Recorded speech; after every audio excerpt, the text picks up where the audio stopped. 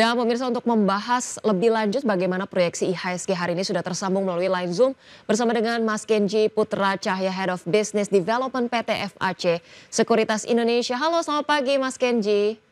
Selamat pagi Mbak Roselin. Baik, semoga kabarnya selalu baik ya Mas Kenji. Terima kasih sudah meluangkan waktu di IDX Channel. Mas Kenji, kalau kita lihat kemarin IHSG ditutup koreksi begitu ya. Hari ini tampaknya akan sedikit cerahkah dengan adanya kesepakatan Trump dan juga Xi Jinping ini yang dikatakan kesepakatan tarifnya sudah berakhir begitu Mas Kenji. Oke, memang setelah ada ya koreksi tipis begitu ya, sebenarnya masih dibilang cukup wajar Mbak Roselin, karena memang setelah beberapa waktu naik cukup tinggi gitu dan juga rally di beberapa sektor, memang pasti bervariasi dan utamanya pasti akan melakukan profit taking gitu. Nah, ini dengan adanya satu katalis positif di makro gitu, memang jadi hembusan angin segar juga lah. Tapi yang saya sorot memang ada juga beberapa katalis negatif yang jadi pemberat nih. Salah satunya pertumbuhan ekonomi Indonesia yang dipangkas oleh World Bank dari sebelumnya sekitar 5% ke 4,7%. Itu jadi menimbulkan kekhawatiran juga untuk daya beli gitu, uncertainty lagi, balik lagi. Dan juga walaupun dari makronya tadi sudah ada katalis dan ada sentimen yang positif, dari domestik nih justru Mbak Roselyn belum Ya. terlalu banyak gebrakan-gebrakan nih atau strategi-strategi yang bisa menjadi katalis positif untuk market domestik kita. Jadi saya rasa investor masih wait and see lebih lanjut, dan juga kalau IHSG memang diprediksi masih berlanjut sideways. Baik, pasar diprediksi masih cenderung wait and see sekalipun ada berbagai sentimen positif dari global begitu ya. Tadi ada beberapa pemberat dari dalam negeri, ada pertumbuhan ekonomi Indonesia yang dipangkas oleh World Bank. Tapi kalau kita lihat juga hari ini kan akan ada data indeks keyakinan konsumen, kabarnya diprediksi akan cukup menguat. Ini apakah akan bisa menjadi support juga Mas untuk IHSG hari ini atau tidak begitu signifikan? Oke, untuk datanya tersebut tentu saya rasa bisa jadi katalis positif lagi ya, apabila memang nanti expected gitu hasilnya masih masih cukup baik, sehingga bisa mengimbangi lah, dalam arti dengan tadi adanya perjanjian antara AS dengan China, tentunya harapan akan bangkitnya lagi untuk ekspor impor global juga akan tumbuh gitu, khususnya ya pertumbuhan nanti ekspor Indonesia diharapkan jadi berimpact juga tentunya di emerging market seperti Indonesia, Vietnam, Philippines gitu. Memang yang kita tunggu-tunggu nih mereda dulu nih ketegangan antara dua pemimpin besar ini begitu, supaya bisa terdongkrak lah dalam arti sektorial juga. Baik, jika indeks keyakinan konsumen dirilis dengan data yang positif ini juga bisa menjadi salah satu faktor mendukung ya. Tapi kalau kita bahas juga terkait dengan data ataupun rilis inflasi Amerika Serikat yang kemarin diumumkan pada malam hari ya berarti. Itu cukup terkendali data inflasinya, dampaknya seperti apa Mas kepada perkiraan sebelumnya kan The Fed mungkin akan menurunkan suku bunga setidaknya 2 kali lagi gitu ya untuk tahun ini. Tapi dengan data inflasi yang dirilis kemarin, apakah kemudian ini sudah terprice in ataukah ada pergerakan lebih lanjut yang bisa terjadi hari ini oleh data kemarin ini, Mas? Oke, kalau untuk data inflasi betul memang masih terkendali di bawah ekspektasi ya. Jadi ekspektasi di level 2,5% ini, walaupun memang meningkat dari April dari 2,3 ke 2,4%, tapi masih expected gitu. Inflasinya juga ya masih tumbuh tipis, tapi bisa kita simpulkan bahwa overall masih terkendali gitu Mbak Roselyn. Nah, jadi ini sebenarnya tekanan inflasi yang mereda ini gitu, boleh kita bilang jadi katalis positif untuk The Fed untuk nanti melakukan pemangkasan suku bunga lagi. Betul, diprediksi memang masih 2 kali. Yang terdekat expected kalau dari pelaku pasar itu di sekitar Q3 di September. Ini yang diharapkan sudah mulai nih. Jadi kalau memang inflasi tetap terjaga, uh, tentunya akan linear juga dengan potensi-potensi pemangkasan suku bunganya sih, Mbak Roselyn. Baik, diprediksi September artinya Juni-Juli belum ada potensi pemangkasan suku bunga The Fed atau gimana nih, Mas Kenji? Ya, dalam waktu dekat ini mungkin belum sekencang itu ya potensinya, Ya. utamanya karena memang dari The Fed sendiri masih ada rumors-rumors tentang pemilihan ketua The Fed yang baru juga. Jadi Ya, concernnya mungkin masih berfokus di sekitar itu. ya. Apakah nanti akan lebih hawkish atau dovish untuk policy-policy yang dibuatnya.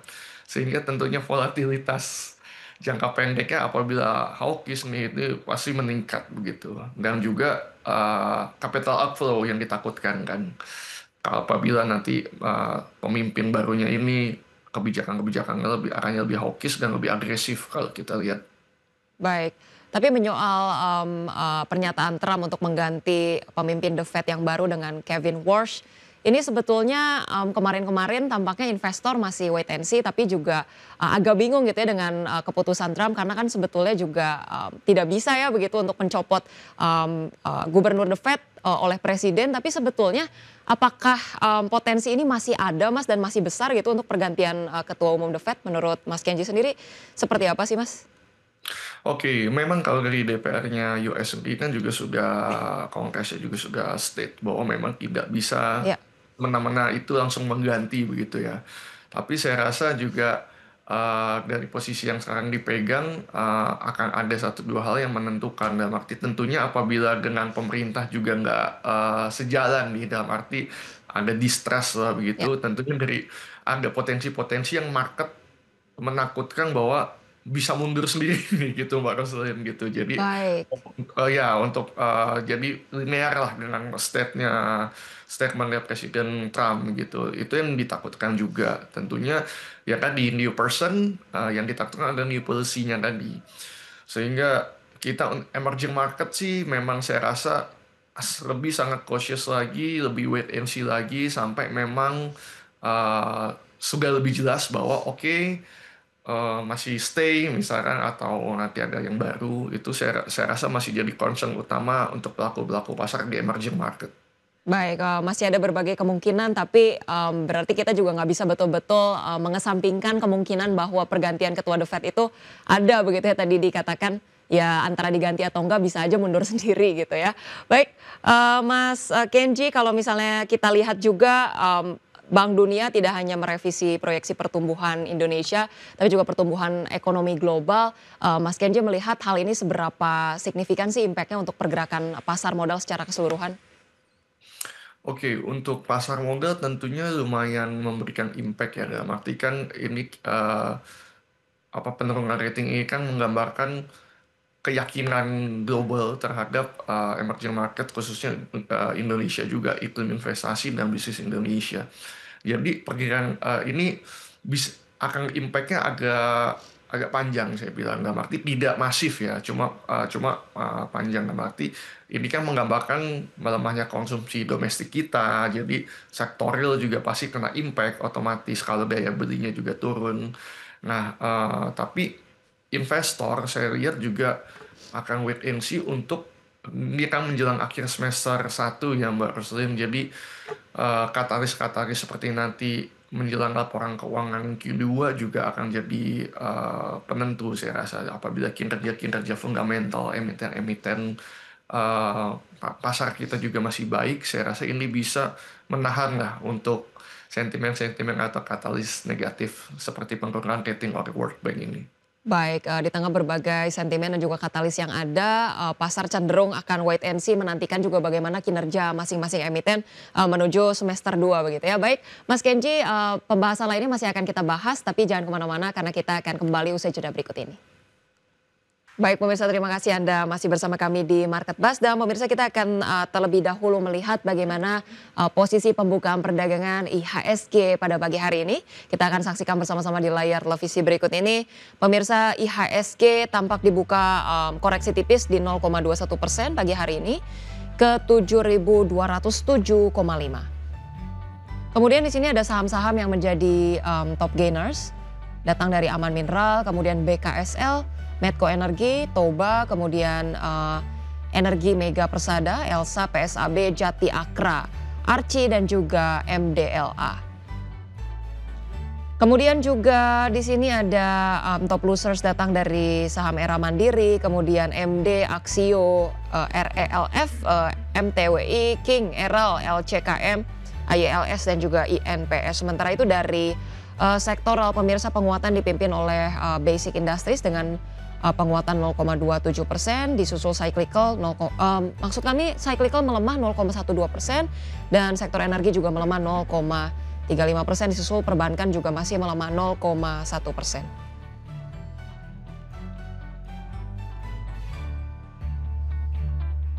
Baik, untuk lebih lanjut kita akan membahas selengkapnya kembali bersama dengan Mas Kenji Putra Cahya, Head of Business Development PT FAC Sekuritas Indonesia. Mas Kenji, kalau kita lihat pagi hari ini tadi IHSG dibuka koreksi tipis dan sejumlah saham yang unggul itu datang dari Basic Industries, kemudian ini beberapa saham energi juga menguat. Proyeksinya secara sektoral seperti apa nih Mas Kenji? Kalau untuk sektoral, memang khususnya yang saya sorot juga keuangan dan basic industry ya, di mana memang Ya. kalau sektor finance ini setelah rally cukup kencang kemarin koreksi wajar akibat profit taking. Nah ini mungkin bisa disorot juga untuk saham-saham banking nih yang memang punya positions cukup bagus khususnya mendekati area-area support.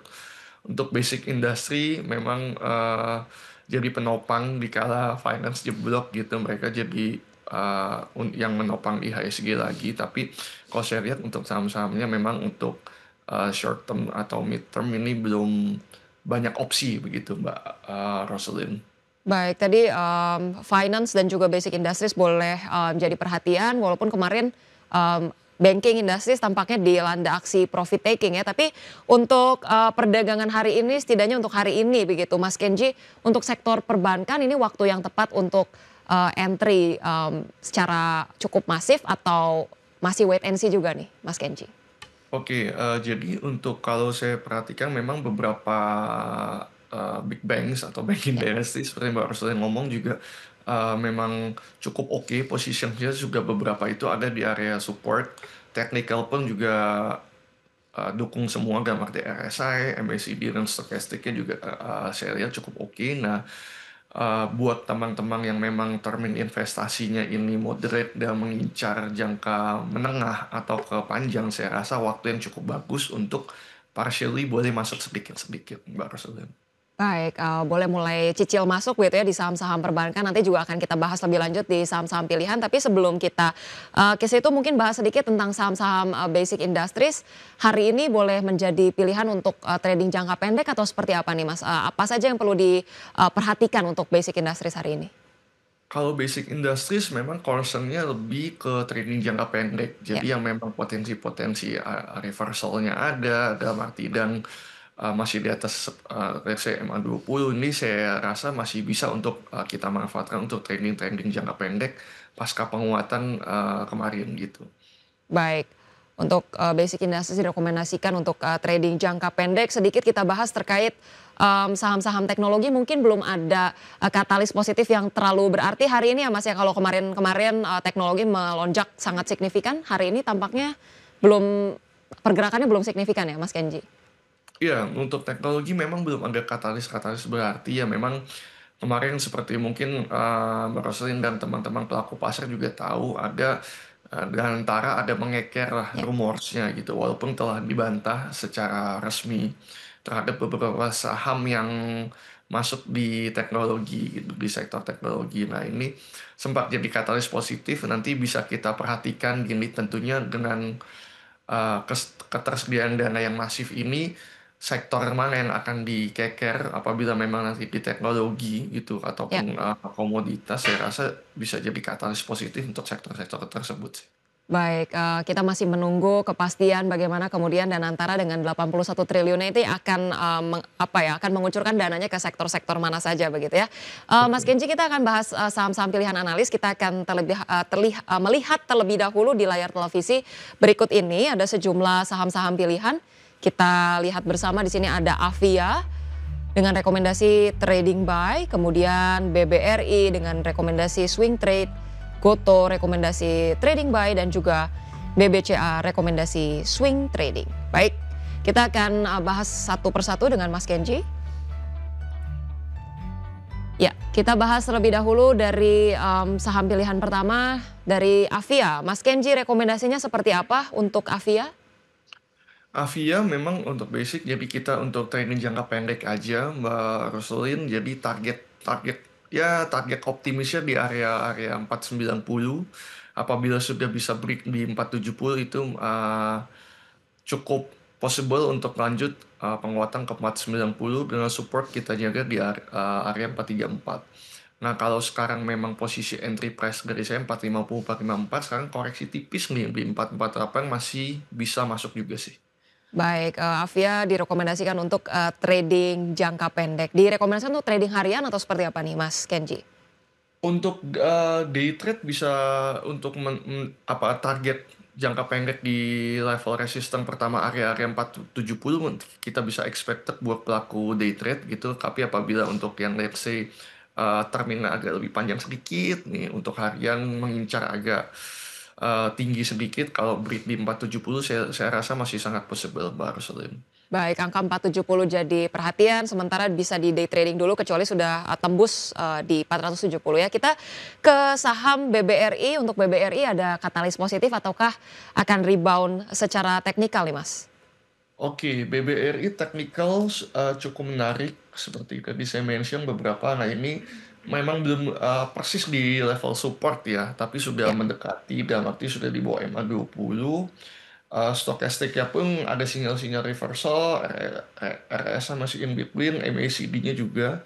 Jadi saya rasa untuk teman-teman yang mau harga diskon untuk BRI dan mengincar termin investasi menengah dan lebih moderate profil resikonya saya rasa bisa masuk di area-area sekarang, mulai cicil dari sekarang. Fundamental pun mereka bagus, penyaluran core-nya sampai April 2025 juga sudah achieve 31%-an dari total alokasi tahunan. Nah, jadi business going well for BRI. Baik, itu dia rekomendasi untuk BBRI ya, tadi direkomendasikan untuk bisa mulai cicil, secara teknikal positif juga secara fundamental. Kalau kita ke saham Gotoh, Mas Kenji, tadi di tengah adanya rumor dan antara ini juga masih belum jelas ada dibantah dan lainnya begitu. Dan pagi hari ini juga kalau kita lihat dari Gotoh dibuka turun ya 2,9%. Rekomendasinya seperti apa sih Mas untuk Gotoh? Oke, untuk Goto memang entry price saya memang di range 65 sampai 68 perak. Nah, ini day trade pun bisa dimanfaatkan untuk target dekat di area-area 73 gitu. Apabila break, nah mungkin kalau ada sentimen-sentimen atau katalis pendukung lain, saya rasa possible untuk melanjut penguatan ke level sekitar 80 perak gitu. Support jaga di 59, lebih ke teknikal karena tadi untuk fundamental saya rasa ya memang membaik dari kinerja perusahaan tapi belum ada katalis atau sentimen-sentimen konkret lain lah. Baru rumor-rumor yang beredar baik itu dari Danantara ataupun dari Grab yang katanya mau merger tapi juga sudah dibantah juga. Jadi saya rasa memang belum ada katalis fundamentalnya, kita lebih fokus ke teknikal untuk GoTo. Baik, untuk Gotoh penguatan diprediksi terjadi dilihat dari teknikal, dari support 59 dan juga resistance di 73. Kemudian kita ke saham BBCA. Nah ini untuk BBCA rekomendasinya seperti apa Mas Kenji? Untuk BBCA, rekomendasinya memang bisa entry di area-area sekarang gitu.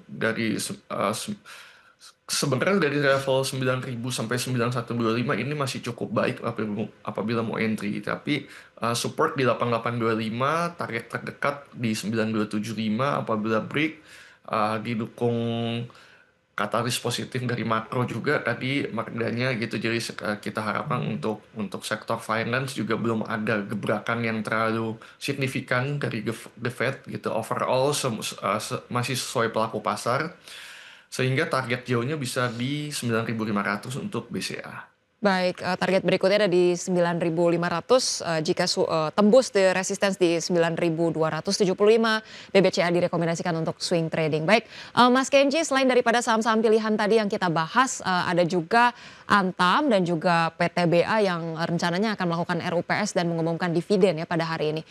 Untuk proyeksinya Antam dan juga PTBA seperti apa sih Mas? Usai kemarin juga Antam ada berbagai isu ya soal kasus Raja Ampat dan lainnya. Kalau untuk Antam, selain terhantam isu-isu yang lagi hot belakangan ini, begitu ya. Untuk teknikal juga sempat gap down dan sekarang masih sideway. Ya, Jadi kalau menurut saya kalau untuk pergerakan harga saham Antam sendiri memang masih di level-level sekarang atau dalam arti masih sideway gitu, belum ada katalis positif juga berarti teknikal juga semuanya masih eh, pelanjutan koreksi lah begitu. Nah, untuk PTBA sudah di level resistance, apabila bisa bertahan, memang mungkin ada potensi penguatan sedikit, tapi menurut saya nggak banyak, Mbak, ya. kalau untuk PTBA. Jadi memang kalau untuk teman-teman yang sudah pegang gitu, untuk PTBA sudah bisa melakukan profit taking partial. Ya, Bagi teman-teman yang mau masuk untuk Antam, saya rasa masih bisa wait and see dulu, kita ya. tunggu dulu. Masih sideways untuk PTBA juga, karena sudah di level resisten gitu ya, saya rasa sampai sekarang sinyal-sinyal untuk tembus resistennya belum terlalu kuat. Jadi lebih baik wait and see dulu saja. Baik, untuk Antam dan juga PTBA lebih baik wait and see. Tadi PTBA ada kemungkinan profit taking begitu ya, sudah menembus resistance. Mas Kenji, singkat saja untuk support dan resistance IHSG hari ini seperti apa? Untuk IHSG ini memang masih sideways di atas MA20, range-nya dari 7162 sampai 7261 untuk pergerakannya.